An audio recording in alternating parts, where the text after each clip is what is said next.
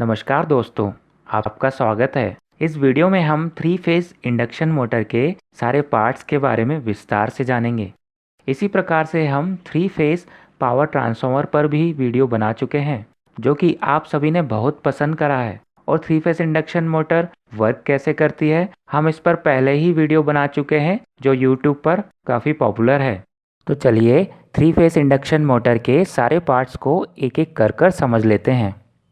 पहले समझते हैं स्टेटर। नाम से समझ आ रहा है यह मोटर का स्थिर भाग है। इसके बाहरी हिस्से को बोलते हैं फ्रेम। यह बनी होती है कास्ट आयरन की। यहाँ पर कास्ट आयरन का मतलब है लोहे को पिघलाकर फिर उसे साँचे में ढालकर इस प्रकार के आकार में बनाया जाता है। इस सिलेंड्रिकल फ्रेम के ऊपर यह स्ट्रिप्स कूलिंग के लिए होती हैं, यानी मोटर को लगातार और जल्दी ठंडा करने के लिए। दोस्तों, आपने ज़रूर ध्यान दिया होगा कि यह स्ट्रिप्स इंडक्शन मोटर पर ज़रूर होती हैं, लेकिन यह किसी और प्रकार की मोटर पर देखने को नहीं मिलती। क्या आप जानते हैं? कमेंट बॉक्स में ज़रूर बताइए, ऐसा क्यों? और अगर आप नहीं जानते हैं तो उत्तर जानने के लिए हमारे साथ बने रहिए। फ्रेम के अंदर जो भाग लगा होता है इसे बोलते हैं स्टेटर कोर। यह बनी होती है सिलिकॉन स्टील से। इसके अंदरूनी परिधि यानी इनर पेरीफेरी में स्लॉट्स बने होते हैं, यानी खांचे बने होते हैं। ट्रांसफार्मर की ही तरह यह कोर सॉलिड दिखती है। वास्तव में यह पतली शीट से बनी होती है, जिसकी थिकनेस 0.5 mm से भी कम होती है। इस एक परत को लेमिनेशन बोलते हैं, जबकि पूरी कोर को लेमिनेटेड कोर बोलते हैं। यहाँ पर कोर को लेमिनेट एडी करंट लॉस को कम करने के लिए करा जाता है। थोड़ा सा इसको भी समझ लेते हैं। दोस्तों, जब मोटर कार्य करती है उस दौरान कोर में चेंजिंग मैग्नेटिक फ्लक्स बनती है, और क्योंकि यह कोर खुद भी धातु की बनी है, इस वजह से इसमें ईएमएफ उत्पन्न हो जाता है और अंदर ही अंदर करंट सर्कुलेट होने लगता है। अंदर करंट के चक्रवात बन जाते हैं, जिससे कोर में काफ़ी ज़्यादा गर्मी उत्पन्न होने लगती है और एनर्जी वेस्ट होने लगती है। यह इफेक्ट बहुत ज़्यादा होगा अगर कोर सिंगल पीस की बनी होगी। कोर का इफेक्टिव रेजिस्टेंस बढ़ाने के लिए कोर को लेमिनेट करा जाता है। अगला पार्ट है स्टेटर वाइंडिंग, या बोल सकते हैं फील्ड वाइंडिंग। 3 फेज मोटर में 3 फेज वाइंडिंग होगी, आर, वाई और बी फेज के लिए। वाइंडिंग को कैसे बांधा जाता है यह हम अलग से वीडियो में देख सकते हैं। इन वाइंडिंग का काम होता है रोटेटिंग मैग्नेटिक फील्ड उत्पन्न करना, इसलिए इन्हें फील्ड वाइंडिंग भी कहते हैं। इन वाइंडिंग के सिरों को बाहर टर्मिनल बॉक्स में निकाल दिया जाता है, जिससे बाहर से इलेक्ट्रिक सप्लाई इन वाइंडिंग को दी जा सके। अगला पार्ट है रोटर या आर्मेचर। नाम से समझ आ रहा है यह मोटर का घूमने वाला पार्ट है। 3 फेज इंडक्शन मोटर में रोटर दो प्रकार के हो सकते हैं, स्क्वायरल केज या फेज बाउंड। दोनों ही प्रकार के रोटर की कोर लगभग एक सी होती है और यह भी ठोस ना होकर लेमिनेटेड होती है, मतलब पतली पतली परतों से बनी होती है। इन लेमिनेशन के बाहरी परिधि पर स्लॉट्स बने होते हैं, जबकि बीच में शाफ्ट होल। अब बात करते हैं रोटर वाइंडिंग की। स्क्वायरल केज रोटर में वाइंडिंग मोटे मोटे कंडक्टर बार से बनी होती है, जो कि कॉपर या एल्यूमिनियम के होते हैं, जिनको दो सर्कुलर रिंग द्वारा आपस में शॉर्ट सर्किट कर दिया जाता है, जिससे कार्य के दौरान वाइंडिंग में उत्पन्न हुआ करंट अंदर ही सर्कुलेट होता रहता है। फेज बाउंड रोटर में वाइंडिंग पतले तार के बहुत सारे टर्न्स द्वारा बनी होती है। इस प्रकार के रोटर में स्टेटर की ही तरह 3 फेज वाइंडिंग करनी होती है और तीनों ही फेज को या तो स्टार में या डेल्टा में कनेक्ट करना होता है। जब डेल्टा में कनेक्ट करते हैं तो सिर्फ 3 टर्मिनल बचते हैं। इन 3 टर्मिनल को 3 स्लिप रिंग से कनेक्ट कर दिया जाता है, जो कॉपर से बनी होती है। स्लिप रिंग के नीचे इंसुलेटिंग मटेरियल जैसे कि बैकलाइट का बेस होता है, जो इन रिंग्स को एक दूसरे से दूर बनाए रखता है, शाफ्ट के ऊपर बैठाए रखता है, लेकिन शाफ्ट से इन रिंग का इलेक्ट्रिकल कांटेक्ट बनने नहीं देता। इन रिंग्स के ऊपर कार्बन ब्रश लगे होते हैं, जो स्प्रिंग और रॉकर आर्म्स द्वारा बनाए गए दबाव से इन रिंग्स के ऊपर स्लाइड करते रहते हैं। यह पूरी ब्रश असेंबली स्टेटर पर फिक्स्ड होती है, यानी यह मूव नहीं करती। सिर्फ रोटर ही रोटेट होता है इन स्लिप रिंग्स के साथ। यह ब्रशेस रोटर वाइंडिंग में फ्लो हो रहे करंट को एक्सटर्नल सर्किट तक लाते हैं, जिसे रेजिस्टेंस द्वारा कंट्रोल करके मोटर की स्पीड एवं टॉर्क को कंट्रोल करा जाता है, जबकि ऐसी कोई सुविधा केज रोटर में नहीं होती।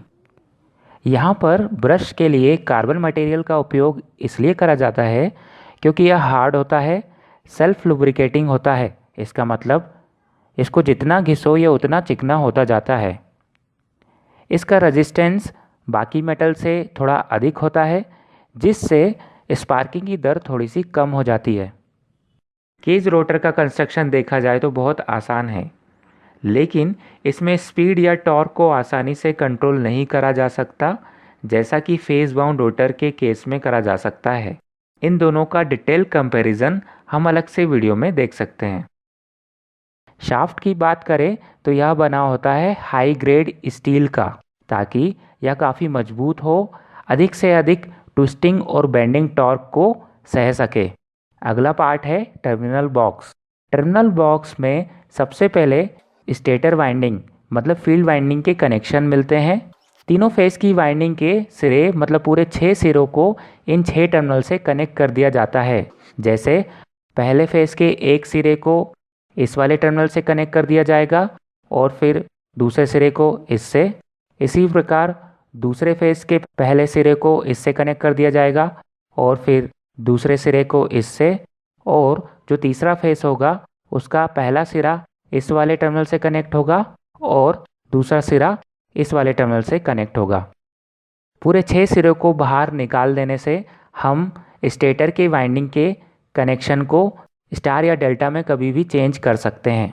अब अगर मोटर हमारी फेस बाउंड टाइप की होगी, तब रोटर के टर्मिनल भी बाहर आएंगे, तो रोटर की 3 फेज वाइंडिंग को या तो स्टार में या डेल्टा में वहीं कनेक्ट कर दिया जाता है और फिर फाइनली इनके टर्मिनल को स्लिप रिंग और ब्रशेस द्वारा यहाँ से बाहर निकाल लिया जाता है। अब जैसे हमने इस केस में रोटर का कनेक्शन डेल्टा में माना है, तो इस वजह से यहाँ पर 3 टर्मिनल मिलेंगे, और अगर हमारी मोटर में रोटर का कनेक्शन स्टार में हुआ तो उस केस में यहाँ पर 4 टर्मिनल मिलेंगे, और जिसमें से एक न्यूट्रल होगा।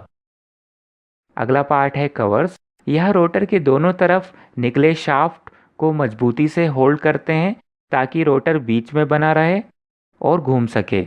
इसके लिए अगले और पिछले दोनों ही कवर में हाई ग्रेड स्टील से बनी बॉल बेयरिंग लगी होती हैं, जिससे रोटर को घूमते वक्त ऑलमोस्ट ज़ीरो मैकेनिकल फ्रिक्शन मिलता है।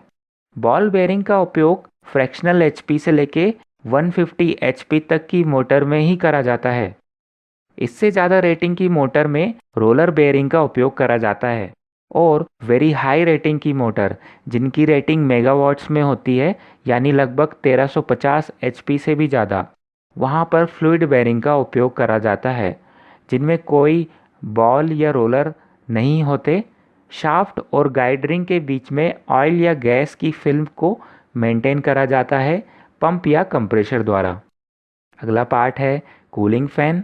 मोटर के पिछले भाग में जो शाफ्ट निकला होता है उसके ऊपर फैन लगा होता है, जो कि रोटर के साथ घूमता है। इस फैन की ब्लेड कुछ अलग प्रकार की होती हैं, जो हवा को एक्सियल डायरेक्शन से खींचते हुए रेडियली आउटवर्ड फेंकती हैं, और इस फैन के ऊपर भी मेटल का कवर लगा होता है, जो हवा को मोड़ते हुए इन स्ट्रिप्स के बीच में से बहाता है, जिससे मोटर की गर्मी और जल्दी इन्वायरमेंट में लॉस्ट हो जाती है, और मोटर का टेम्परेचर लिमिट में रहता है ताकि मोटर का इंसुलेशन या वाइंडिंग मेल्ट ना हो जाए।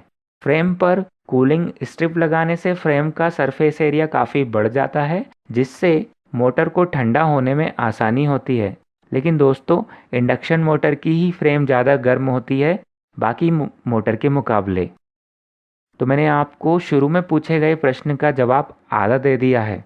यह वीडियो बहुत लंबा ना हो जाए, इसलिए मैं पूरा उत्तर आपको अगले वीडियो में विस्तार से दूंगा। दोस्तों, इसके लिए आप बेल आइकन का बटन ज़रूर दबा देना ताकि आपको अगले वीडियो का नोटिफिकेशन मिल जाए, क्योंकि यह उत्तर गूगल पर आसानी से नहीं मिलेगा। तो हमने ऑलमोस्ट इंडक्शन मोटर के सभी पार्ट्स को कवर कर लिया है। यह वीडियो कैसा लगा ज़रूर बताइएगा। अच्छा लगा तो लाइक और शेयर भी ज़रूर करिएगा। अब हम मिलते हैं अगले वीडियो में, तब तक के लिए धन्यवाद।